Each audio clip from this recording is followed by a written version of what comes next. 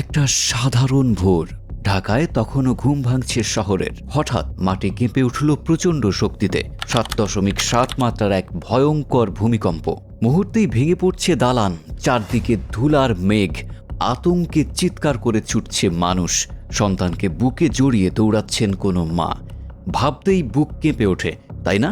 কিন্তু ভয়ের কথা হলো, এই দুঃস্বপ্ন কল্পনা নয়, ঠিক এমনি এক বাস্তবতা সম্প্রতি গ্রাস করেছে পৃথিবীর দুই প্রান্তকে। শনিবার ভোরের আলো ফোটার আগেই ইন্দোনেশিয়ার ফ্লোরেস দ্বীপে আঘাত হানে ৭.৭ মাত্রার শক্তিশালী কম্পন।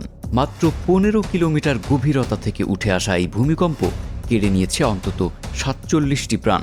মাউমেরে বন্দরে তখন ফেরির অপেক্ষায় দাঁড়িয়েছিলেন শত শত যাত্রী।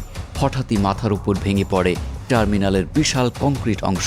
সাগরে ছিটকে পড়েন কয়েকজন। জারি হয় সুনামি সতর্কতা। প্রায় ২,০০০ মানুষকে উপকূল থেকে অভ্যন্তরীণ এলাকার দিকে চলে যেতে দেখা যায়। সতর্কতা পরে প্রত্যাহার হলেও আফটারশকের আতঙ্কে এখনও ঘরে ফিরতে সাহস পাচ্ছেন না অনেকে। খোলা আকাশের নিচেই কাটছে তাদের রাত।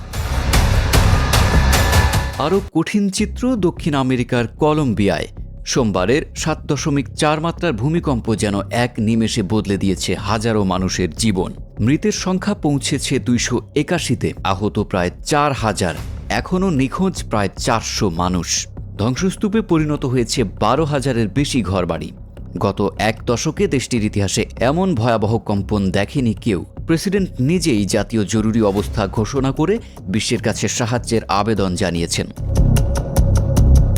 এই দুই বিপর্যয় আমাদেরকে মনে করিয়ে দেয় প্রকৃতির সামনে মানুষ কতটা অসহায়, আর সঠিক প্রস্তুতি কতটা জীবন রক্ষাকারী হতে পারে। তাই চলুন জেনে নিই আসল বাঁচার উপায়। কম্পন টের পেলে প্রথমেই আতঙ্কিত হবেন না। ঘরের ভেতরে থাকলে দৌড়ে বাইরে যাবেন না। মনে রাখুন ৩টি শব্দ: নিচু হন, আশ্রয় নিন, ধরে রাখুন। শক্ত টেবিলের নিচে মাথা ও ঘাড় সুরক্ষিত রাখুন।